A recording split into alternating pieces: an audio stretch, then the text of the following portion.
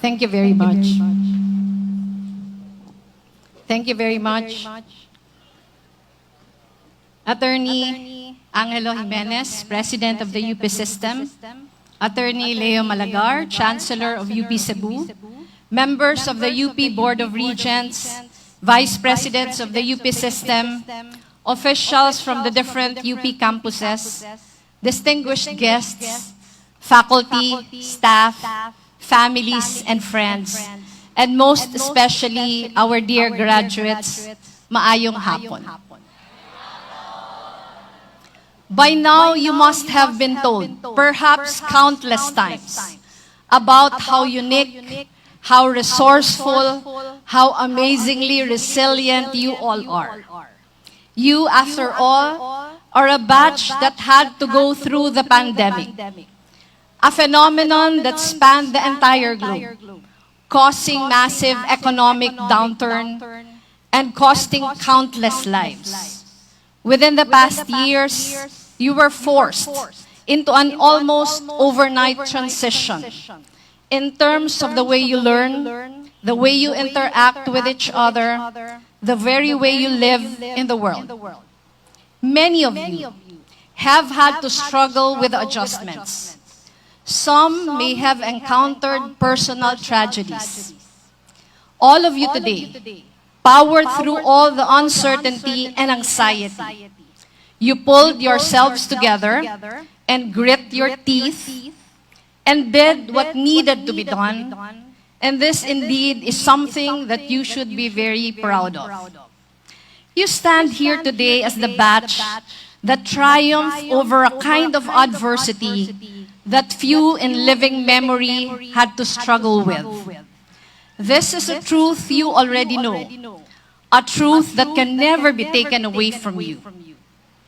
I speak before you today both to reaffirm and to broaden this truth, to attempt to distill its lessons and hopefully connect it to other insights that might offer you a guide on how to approach the world that awaits. Over the years, I have spoken before many audiences, and there is a word that I have repeated as a sort of a mantra, a theme, my own personal anchorage in my undertakings from my early days as a human rights lawyer to my stint in public service and until now, as I participate in the development sector as a private citizen. That word is solidarity. Taken within the context of your graduation, solidarity could mean, very simply, that none of us ever gets to where we want to be on our own. This is a truth we all know in your bones, but can be obscured by the weight of our personal struggles, our individual hard work, by all of the things that we did on our own. But it bears remembering that even in these times when it seemed that we were alone, so many invisible hands were at work to empower us, to prop us up, to try to make our burdens lighter. Parents who sacrifice their well-being for your own. Support systems and friends who sometimes set aside their own problems to help deal with yours. Teachers who, despite very tough exams and many projects and papers, earnestly wanted you to succeed. Once we begin to understand this, solidarity takes on another, perhaps deeper meaning. We realize that just as we are never the sole and final cause of our achievements, so should we never be its endpoint. It is, of course, easy to point out the countless individuals throughout history who pursued personal enrichment and little else, who accumulated and became addicted to wealth and power, and spent their entire lives holding on to it, or using it to evade accountability from whatever unscrupulous things they had to do to acquire it in the first place. We all know we have more than our fair share of these kinds of people. At the same time, there is nothing wrong with dreaming for a better life for oneself and using the privilege of one's education to bring these dreams to reality. But if history has taught us anything, it is that such a mindset of self-absorption, of never having enough, that is at the root of many of humanity's greatest challenges.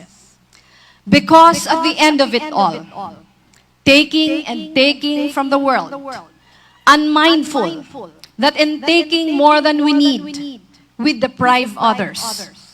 And being so ignorant of our interconnectedness, that we run roughshod over the rights and dignities of others. In taking the individual glory and self-enrichment to a destructive extreme, we calcify the structures that over time will only lead to everyone's doom. The opposite of solidarity is selfishness. And it is selfishness that is at the root of authoritarians waging war on their country's poor, on dissent, on the truth. It is selfishness that orders tanks to rumble across borders, or ships to slash across entire seas and claim them as their own. It is at the root of corporations digging countless holes in the ground and extracting resources and burning them until the entire planet runs a fever. Conversely, solidarity allows us to build a vision of a collective future, one where everyone is empowered and lends their strength so that even the toughest challenges can be addressed. In this light, then, it ceases to be an abstraction. We begin to understand solidarity as the only viable strategy for human survival.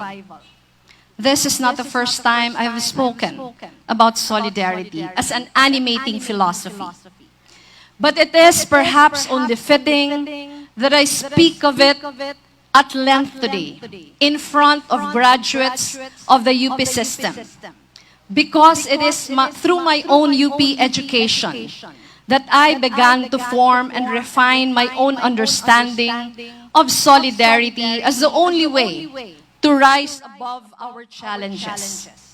When even our own professors implored us during our senior year in college to take to the streets in 1986, when I saw peers even younger than I was throwing themselves at picket lines, raising their voices with millions to assert their right to a free future, I began to see firsthand how structural ills can only be healed through collective action, and how collective action is only possible if we see others with equal dignity and therefore equal agency. My dear graduates of class 2023, this, I hope, is the most important thing you carry forward from your UP education. When the scholar ng bayan chants, "Serve the people," when she raises her fist to the heavens and cries for justice and the end to oppression, it is ultimately an expression of our character as a university. It is not activism for activism's sake, or an empty expression of indignation founded on some abstract sense that things are not right and change should be pursued. It is the spirit of solidarity moving within us. Your years in UP grants you knowledge in your respective fields, yes. It grants you technical skills that are at par with the best in the world. But it also grants you vision. It grants you the moral clarity to see the world as a web of struggles with often structural roots. It allows us to look beyond ourselves, to ask bigger questions, to seek ways forward, not only for ourselves, but with our people. You will succeed in your own careers. After what you have been through, it is almost a given that if you apply yourselves to any pursuit with the same rigor and courage, with the same puso at utak as you did this past years, there is nothing you cannot achieve. You will look back to these years with fondness and perhaps a little disbelief. Nakahinumdum ka adtong pandemic? Nakaya nato to? Nakaya nimo. You will remember the struggles, the triumphs, and more importantly, the how.